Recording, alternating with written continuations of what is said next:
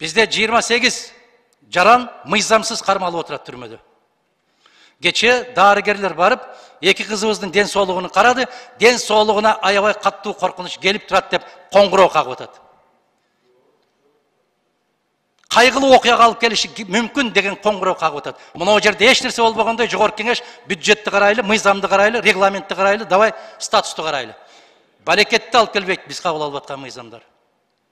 Эч нерсеге жарабайт. 28 үй биле сыздап отурат. Энесин көрө албай баласыз да отурат, кызын көрө албай атасыз да отурат, аялын көрө албай күйөөсүз да отурат.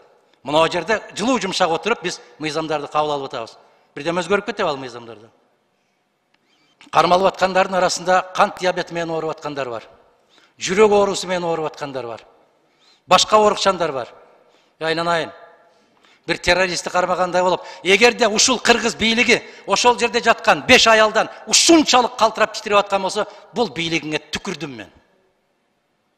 Сырттагы душмандан эмес, биздин ичибиздеги 5 аялдан коркуп титиреп, тордун аркасынан кармап отурган болсо, бул бийлик жакшылыкка алып барбайт бизди. Биздин укугубузду коргой албайт.